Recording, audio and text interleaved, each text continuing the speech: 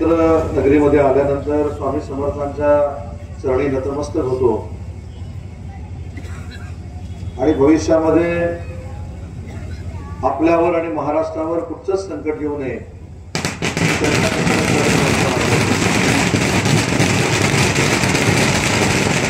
आज अक्कलकोटमध्ये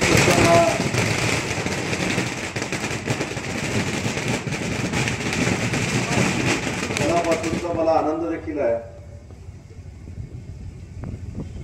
कारण इथे आल्यानंतर पहिल्यांदा स्वामी समर्थांचं दर्शन घ्यायची संधी मला मिळाली आणि स्वामी समर्थांच्या गाभाऱ्यातली शाल जी खांद्यावर माझ्या टाकलेली आहे तो आशीर्वाद घेऊनच या प्रचार सभेला मी उपस्थित आहे. त्याच्यामुळं रईस शेठजी, तुमचा विजय हा नक्की आहे. फक्त आता आपल्याला विकासाची कामं करायची आहे. वारा पण छान सुटलेला आहे आणि या अतिशय आल्हाददायी वातावरणामध्ये आज अक्कलकोटची ही सभा मेत्रे साहेबांच्या नेतृत्वाखाली आयोजित केलेली आहे. मेत्रे साहेबांनी सांगितलं की 1 तारखेला अजून त्यांना काही पाढा वाचायचा आहे, पण आजची उपस्थिती बघितल्यानंतर सिद्धराम मेत्रे साहेबांची 1 तारखेची सभा ही विजयी सभा असणार आहे. या परिसरामध्ये अनेक आजपर्यंत सभा झाल्या, पण त्या सभांना गर्दी होत नाही म्हणून खुर्च्या काढण्याची वेळ आली. आज आमची सभा अशी आहे की बसायला जागा नाही म्हणून शेकडो खुर्च्या लावायला लागत आहेत. मला पत्रकार बंधू भगिनींना विनंती करायची आहे की हा पण फोटो कधीतरी आपण छापला पाहिजे. पण मगाचपासून मी बघत होतो आता दुसरी कुठची सभा आहे. नंतर माझ्या लक्षात आलं की आपल्या खुर्च्या कमी पडल्या आहेत, अजून हजारो लोक उभी आहेत म्हणून खुर्च्यांची आवश्यकता आहे, म्हणून मंडप डेकोरेटरवाला खुर्च्या आणत होता. आता नगराध्यक्षाची खुर्ची आणि नगरपालिकेच्या नगरसेवकांची खुर्ची आपल्याला मिळवायची आहे आणि ती मिळवायची कशासाठी आहे तर ती स्वार्थासाठी मिळवायची नाही, ती भ्रष्टाचारासाठी मिळवायची नाही. ती माननीय एकनाथ शिंदे साहेबांच्या नेतृत्वाखाली जे या पवित्र ठिकाणाला 400 कोटी रुपये मिळालेले आहेत ते खर्च करण्यासाठी आम्हाला रईस शेठना नगराध्यक्ष करायचं आहे. मी आता सिद्धराम मेत्रे साहेबांना आणि महेशला विचारत होतो की 2.5-3 वर्षापूर्वी माननीय एकनाथ शिंदे साहेबांनी स्वामी समर्थांच्या भक्तगणांसाठी आणि त्यांना सोयी उपलब्ध होण्यासाठी 400 कोटी रुपये मंजूर केले. पण 400 कोटी रुपये मंजूर केल्यानंतर कदाचित टक्केवारीचा हिशोब व्यवस्थितरित्या झाला नाही म्हणून ही सगळी कामं अर्धवट पडलेली आहेत. बस स्टँडचं काम देखील अर्धवट पडलेलं आहे.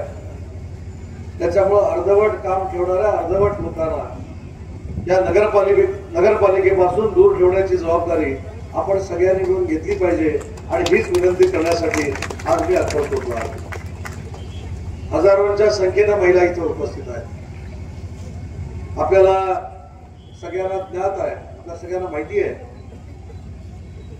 की तुमच्या सख्या भावापेक्षा प्रेम करणारे 2.40 महिला भगिनींवर आमचे एकनाथ शिंदे साहेब आहेत. एकनाथ शिंदे साहेब जेव्हा राज्याचे मुख्यमंत्री होते तेव्हा आपल्या सगळ्यांसाठी, बहिणींसाठी मुख्यमंत्री माझी लाडकी बहीण योजना ही महाराष्ट्रामध्ये त्यांनी आणली आणि ती कधीही बंद होणार नाही त्या आश्वासन महिला भगिनींना माननीय एकनाथ शिंदे साहेबांच्या वतीने देतो. पण महिला भगिनींना देखील आपल्याला सक्षम करायचं आहे, स्वतःच्या पायावर उभं करायचं आहे. स्वतःच्या पायावर उभं करत असताना अक्कलकोट नगरीमध्ये अनेक व्यवसाय माझ्या विभागामार्फत मी महिला भगिनींना उपलब्ध करून देऊ शकतो. मला नगराध्यक्ष झाल्यानंतर आमच्या होणाऱ्या नगराध्यक्षांना रईस शेठना एक सूचना करायची आहे की ज्यावेळी तुमचा विजयी निकाल लागेल 3 तारखेला, त्याच्यानंतर पुढच्या 8 ते 15 दिवसामध्ये मी पुन्हा अक्कलकोटमध्ये येईन. येताना माझ्या सगळ्या अधिकाऱ्यांना घेऊन आणि अधिकाऱ्यांना घेऊन आल्यानंतर पुढच्या 5 वर्षामध्ये या पवित्र ठिकाणी किमान 500 मुलं आणि मुली स्वतःच्या पायावर उभे राहिले पाहिजेत, हे सहकार्य माझ्या विभागाकडनं केलं जाईल. सगळ्याची सोंग करता येतात, पण पैशाचं सोंग करता येत नाही. कार्यकर्त्यांना ताकद देणं ही शासन म्हणून आमची जबाबदारी जशी आहे, तशी नागरिकांच्या मुलामुलींना देखील स्वतःच्या पायावर उभं करणं ही देखील सरकारची जबाबदारी आहे. आणि त्या सरकारच्या माध्यमातून नक्की पुन्हा एकदा मी अक्कलकोटला येणार आहे. आज इथं तरुणांची संख्या मोठी आहे. तरुणांनी देखील पुढाकार घेतला पाहिजे. मुख्यमंत्री रोजगार निर्मिती योजना जी आहे, त्या योजनामध्ये तुम्ही कर्ज प्रकरण केलं पाहिजे. त्याला 35% सबसिडी माझा विभाग देतो. या विभागाच्या अधिकाऱ्यांना देखील माझ्या तरुणांना स्वतःच्या पायावर उभं करण्यासाठी सगळे अधिकारी इथे येतील, शहरामध्ये येतील आणि स्वामी समर्थांच्या आशीर्वादानं तुम्हाला देखील स्वतःच्या पायावर उभं करतील. हा राज्याचा उद्योग मंत्री म्हणून मी आपल्याला शब्द देतो. आज रईस शेठ आमचे उमेदवार आहेत. मला खरोखर माननीय एकनाथ शिंदे साहेबांना धन्यवाद द्यायचे आहे.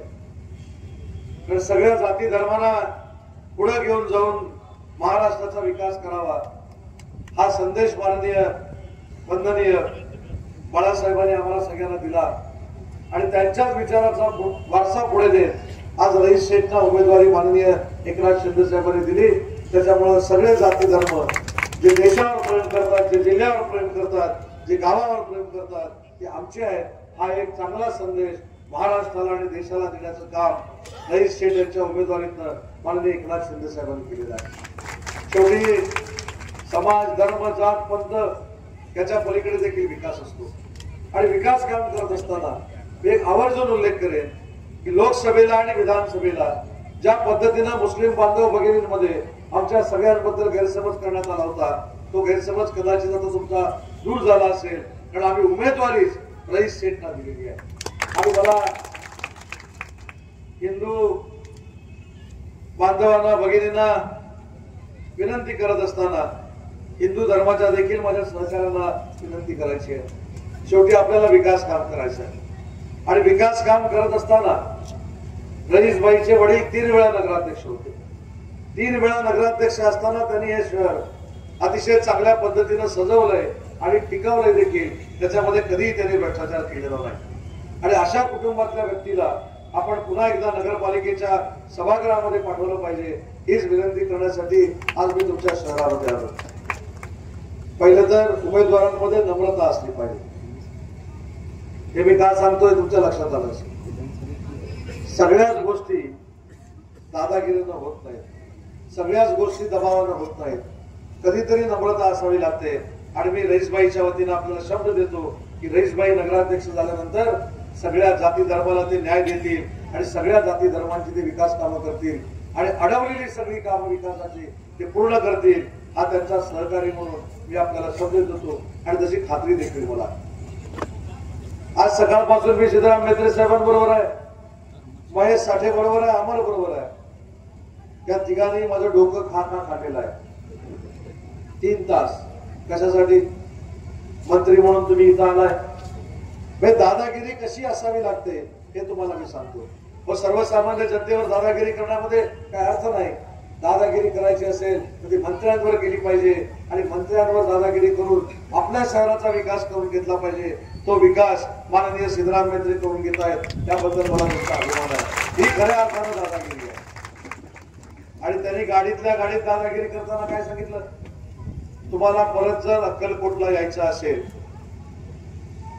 तर दुधरी आणि अक्कलकोटच्या मध्ये इथल्या सगळ्या तरुणांना रोजगार मिळण्यासाठी MIDC तुम्ही केली पाहिजे. हे योग्य आहे की योग्य आहे? आता MIDC करणाऱ्यांना तुम्ही निवडून देणार की विकास कामं ज्यांनी रखडवलीत त्यांना निवडून देणार, हे कधीतरी आपण ठरवून घेतलं पाहिजे.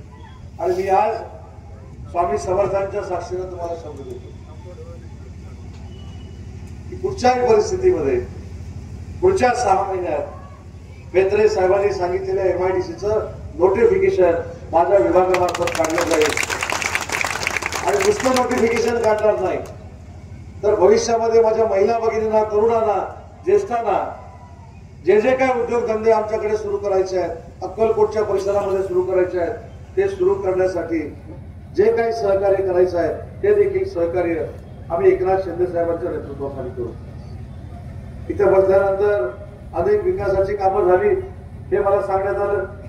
एकनाथ शिंदे साहेबांनी विकासाची कामं केली हे देखील सांगण्यात आलं. केलेली विकास कामं थांबवण्यात आली हे देखील सांगण्यात आलं. विकास काम करण्यामध्ये कर्तृत्व असतं. विकास काम थांबवण्याला काय कर्तृत्व लागत नाही, तर विकास काम थांबवण्यामध्ये काय कर्तृत्व नसतं. ते लहान पोरगं पण करू शकतो. त्याच्यामुळे विकास कामं कोणी केली, विकासाला निधी कोणी दिलाय आणि तो विकासाला निधी आणण्याचं काम कोणी केलंय, त्या सहकार्याला तुम्ही निवडून दिलं पाहिजे, जेणेकरून भविष्यामध्ये एकही या नगरपालिकेतलं विकासाचं काम शिल्लक राहणार नाही. यासाठी आपण सगळ्यांनी मतदानाला बाहेर पडलं पाहिजे. आता एवढी सगळी विकासाची कामं झाली म्हणजे भविष्यातली विकासाची कामं होणार नाही असं कोणी मानू नये. ती सगळीच्या सगळी विकास काम करणारं या राज्यातलं एकमेव नेतृत्व आहे आणि त्यांचं नाव माननीय एकनाथजी शिंदे साहेब आहेत. त्यांच्या वतीनं आज या सभेला मी उपस्थित आहे. आमच्यावर संस्कार काय, कदाचित आमच्या तालुकाध्यक्षांना वाईट वाटलं असेल. ते माझा सत्कार करायला उठले होते. मी त्यांना सांगितलं माझा सत्कार करू नका.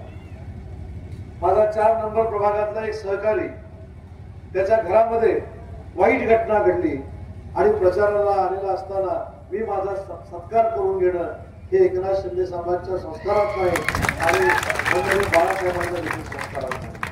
आणि म्हणून अशा संस्कारातनं आम्ही राजकारण करतो, अशा संस्कारातनं आम्ही जनतेला पुढे नेतोय, अशा संस्कारातनं लोक घडवण्याचा आम्ही प्रयत्न करतोय आणि अशा संस्कारातनं तरुणाईला देखील प्रेम देण्याचं काम माननीय एकनाथ शिंदे साहेबांच्या नेतृत्वाखाली होतं. आजचा आपला शो हाऊसफुल आहे, बारकली पण हाऊसफुल आहे, इकडे देखील सगळं हाऊसफुल आहे. अगदी शेवटच्या टोकापर्यंत सगळं हाऊसफुल आहे. आपला शो हाऊसफुल आहे धनुष्यबाणाचा. असंच मतदान 2 तारखेला धनुष्यबाणावर करण्यासाठी आपण सगळ्यांनी पुढचे 3-4 दिवस मेहनत घेतली पाहिजे. मी सिद्धराम मेहतांचं काम स्वतः राज्यमंत्री असताना बघितलेलं आहे. तेव्हा मी आमदार होतो. एखादा विषय जर करायचा असेल महाराष्ट्राचा, तर तो महाराष्ट्राचा विषय करत असताना विकास कामं दुधनी आणि अक्कलकोटवर येऊनच संपायची. म्हणजे कुठेही महाराष्ट्रात काही करायचं म्हटलं तरी त्याच्यानंतर अक्कलकोटला काहीतरी झालं पाहिजे आणि दुधनीला काहीतरी झालं पाहिजे, ही भूमिका माननीय मेत्री साहेबांची असायची. अशा नेत्याला आपण भविष्यामध्ये ताकद देणं गरजेचं आहे. आमचा महेश साठे असेल, आमचा अमर देशमुख असेल, आमचे तालुका प्रमुख बाबासाहेब असतील, ही आपल्या सगळी जीवाभावाची मंडळी आहे.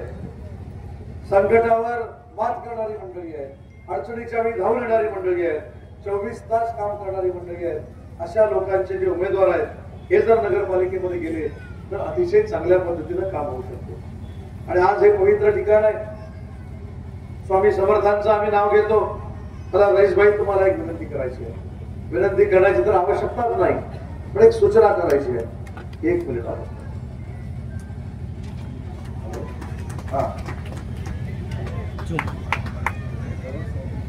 ए मित्रा, बाबा असं काय करायला लागला तू? अरे पण मध्ये मध्ये का करतोय असं? तुझं खालून जा ना, मागून जा. करा तुम्ही, तुमचं पण काम आहे. खाली वापरा. मोठा शॉट आहे ते.